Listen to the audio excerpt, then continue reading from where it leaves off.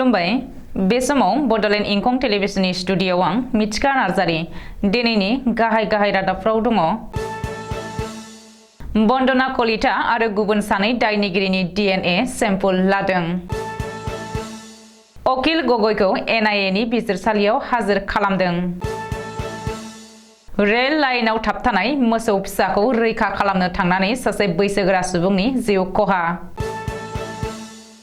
बरहलायाव सासे सुबुङा गावनि बिबोनांखौ बुथारनानै थुख्रा खालामदों।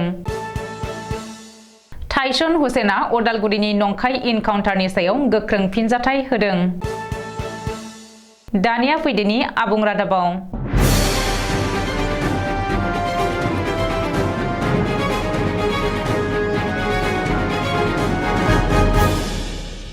गुवाहाटी डाबल मार्डार केसनि सायाव पुलिसनि नायबिजिरनाया सोलिगासिनो। बेनि गेजेरावनो दिनै फुङाव रायजोनाङै सोमावग्लुंनाय बे जाथायनि गाहाय दायनिगिरि बन्दना कलिताखौ पानबाजार थानानिफ्राय गुवाहाटी मेडिकेल कलेज देहा फाहामसालियाव लांनाय जायो।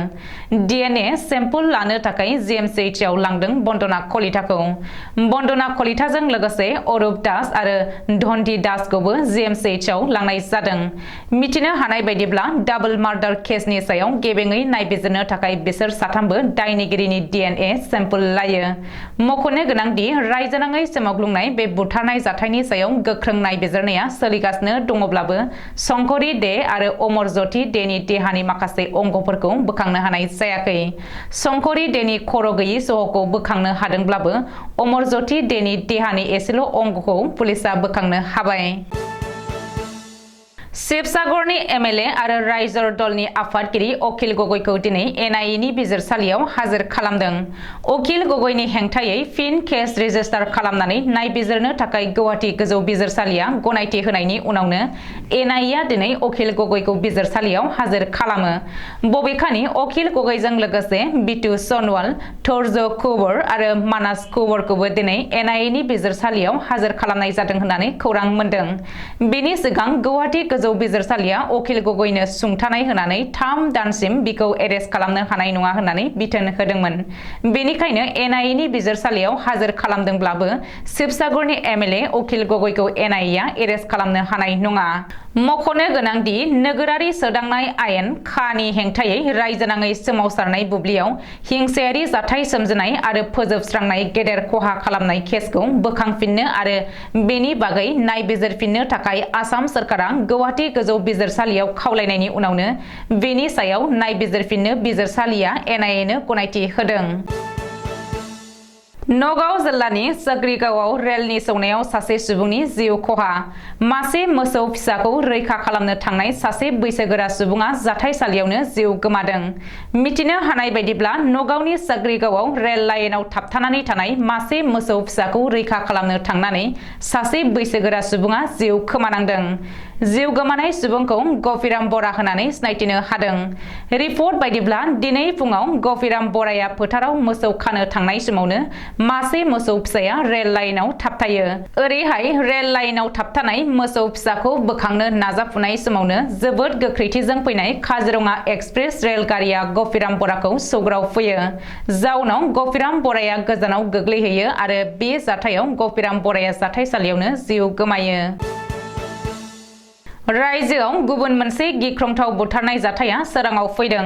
जरहाट जिल्लानि बरहला ओनसोलाव जादों बे गिख्रंथाव बुथारनाय जाथाया। मिथिनो हानाय बायदिब्ला बरहलायाव सासे सुबुङा गावनि बिबोनांखौ बुथारनानै थुख्रा खालामदों। बिबोनांखौ थुख्रा खालामग्रा सुबुंखौ साजन पाल होननानै सिनायथिनो हादों।